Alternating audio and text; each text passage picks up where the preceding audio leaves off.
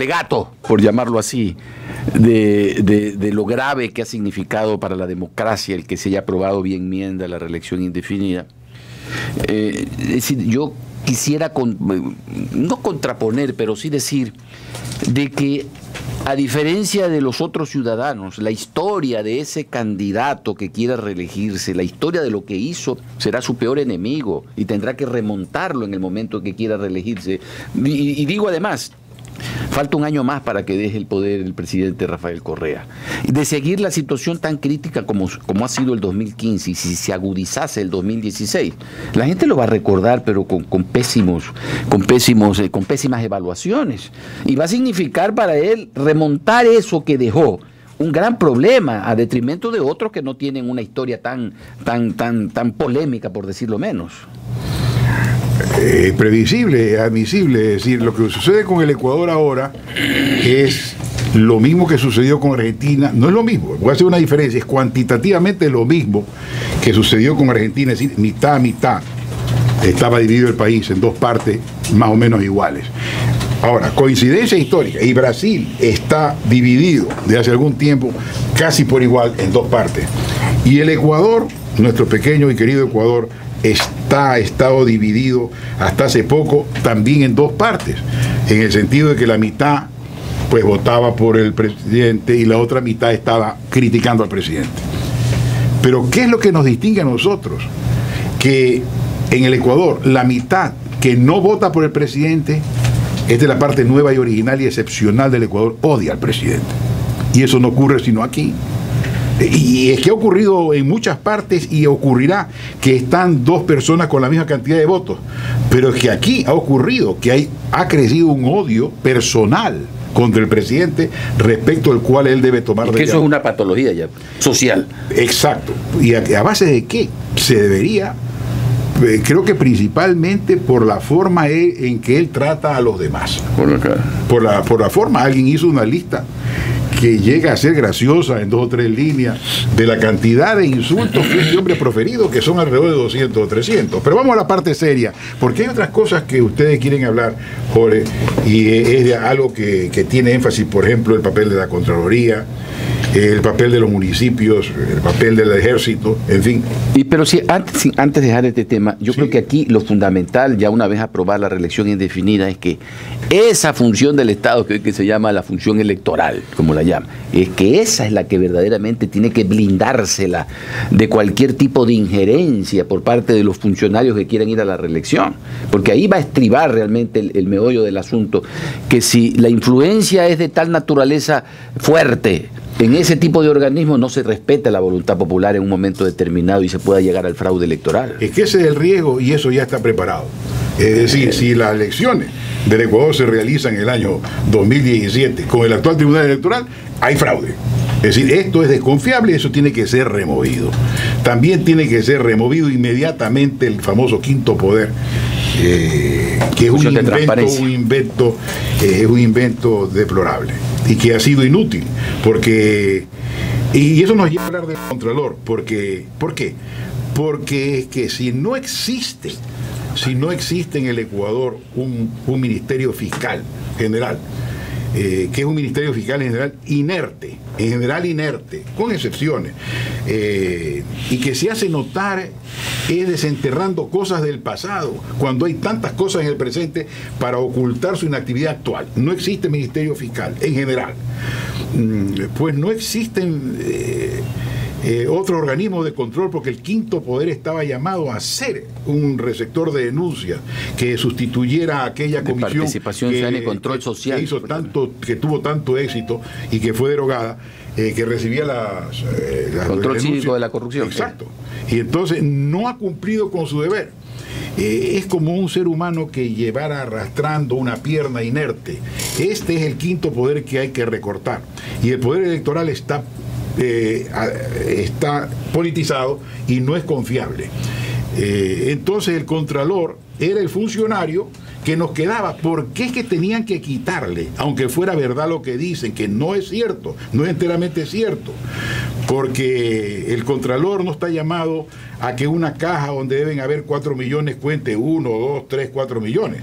Es que eso lo hace cualquiera. El Contralor además tenía la facultad de vigilar que esos 4 millones realmente no fueran malversados, que se asignaran entonces a la construcción de un puente, si era un puente lo que se quería hacer, y si en el puente se hicieron las licitaciones para que saliera el precio más barato. Y eso es lo que se ha suprimido. En circunstancias que en este país es efecto que se han fabricado obras que no se pueden negar la red de carreteras, ¿no? Admirable. Pero lo que no es admirable y es repugnante es el hecho de que se hayan construido a un precio superior al que valen, porque es que no se hicieron concursos de precios. ¿Y quiénes han sido los perjudicados? Pues todos, pero específicamente los ingenieros, porque fueron discriminados y se lió a aquellos que están con el gobierno. Y ahora esto tendría que provocar también una reforma al Código Orgánico Integral Penal, porque supuestamente para poder actuar el Ministerio Fiscal necesitaba de la Contraloría, que el juez de cuentas excite pues al fiscal. Ahora ya no va a ser el juez de la Contraloría, sino que va a ser el CEMPLADES que le quieren asignar esa competencia. Eso va a implicar también otra serie de reformas. Pues. Así es, y hoy día el Contralor en el Universo se pregunta, ¿y quién fiscaliza al CEMPLADES? Porque yo soy el que tiene que fiscalizar al CEMPLADES. Entonces no es el CEMPLADES el que está llamado a fiscalizar a los demás. Y tiene razón, y tiene razón. Y en ese tema, en donde ya hemos visto que a veces en una sociedad, cuando la propia Contraloría no actúa de manera oportuna, implica de que con esto a veces la amnesia colectiva hace que la impunidad reine en una sociedad. Con esta situación parecería que podría agravarse este tema de la impunidad y el dejar pasar, el dejar hacer. Y frente a esto, un tipo de instituciones como el tema de las Fuerzas Armadas, que me preocupa muchísimo. En días pasados, antes incluso de que se apruebe la famosa enmienda de las Fuerzas Armadas, que se le asignan nuevas tareas, ya se había hecho un convenio entre el Ministerio de la Defensa y el Ministerio del Interior. Usted que fue ministro de Gobierno, que sabe de lo que significa el Ministerio de Gobierno y de las competencias y de lo sensible que es administrar la seguridad interna, el establecer que Fuerzas Armadas ahora sean subordinadas a la policía en esto de las tareas en donde sea sobrepasada, ¿no implicaría de repente como una especie de hacer una especie de aprovechamiento institucional, fusionar de repente el Ministerio de la Defensa y el Ministerio del Interior, y que en lugar de llamarse Fuerzas Armadas y Policía, llamar Guardia Nacional, y vamos a optimizar allí recursos humanos, recursos financieros, y etcétera, etcétera? A eso dicen que va, y ya lo voy a analizar, pero yo actualmente, y desde hace algún tiempo, no me puedo reservar los elogios que merecen los demás. Y entonces yo quiero, antes de olvidarme y hablar de la Fuerza Armada, que ya lo voy a examinar, rendir mi homenaje al diputado Bustamante del partido Alianza País, que ayer hizo lo que sé que querrían haber hecho más diputados de Alianza País, que es el hecho de abstenerse de participar y abstenerse en su votación, en votar por lo que se votó y se promulgó y se decidió ayer. Entonces, una vez cumplido con este homenaje, que lo que hace es remarcar que ese partido todavía tiene esperanza, y no la vulgaridad que oí de una o dos personas que hoy de mañana ya pedía destituirlo. Es que si lo destituyen van a ser lo peor que puede suceder. Bien, volviendo al punto de la cuestión de las Fuerzas Armadas.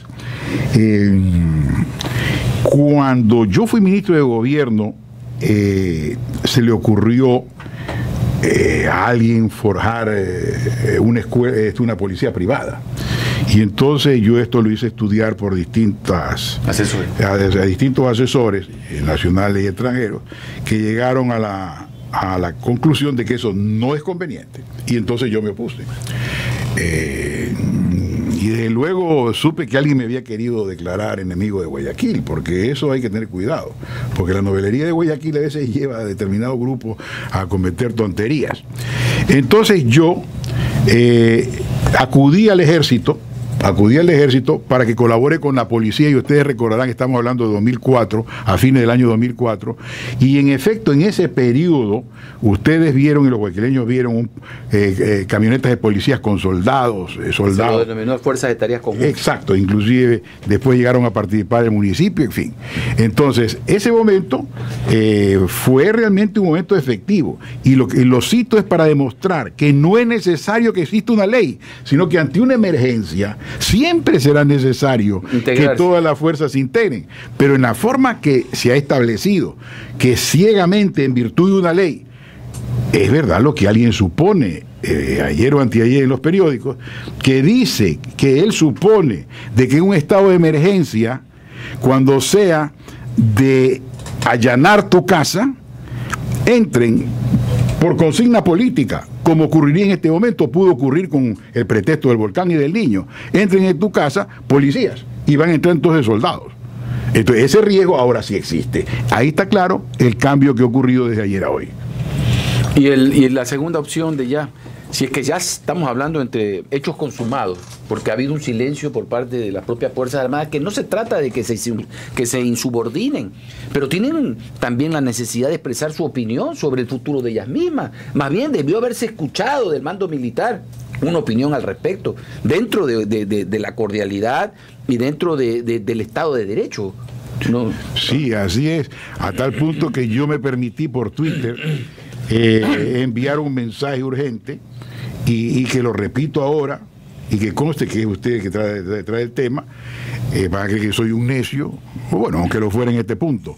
Pero lo cierto es que yo mandé un Twitter, un mensaje, en el siguiente sentido, inclusive elaborando con esfuerzo las pocas palabras que tiene que pronunciar las Fuerzas Armadas, porque es que cuando uno le pide a alguien un asunto que merezca, que signifique un sacrificio o un riesgo, tiene que cuidar de la piel, de la estructura, de no dañar, de que sea aceptado por el Consejo, si para eso hace el Consejo. Y mi consejo, y lo vuelvo a repetir, es de que el Estado Mayor de las Fuerzas Armadas le dirija un atento oficio al señor presidente de la República. Que más, yo estoy a la orden para elaborar el borrador y lo elaboro en este instante.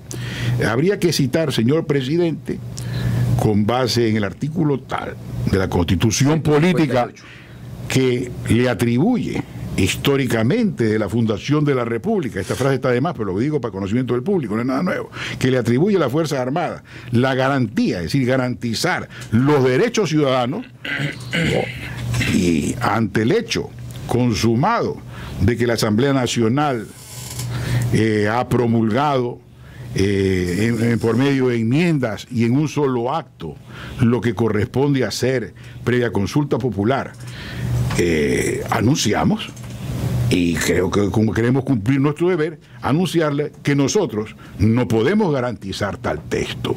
Muy atentamente, nada más.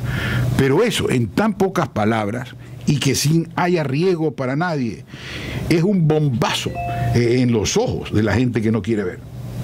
Vamos a un corte y regresamos con el doctor Jaime Dameval Martínez.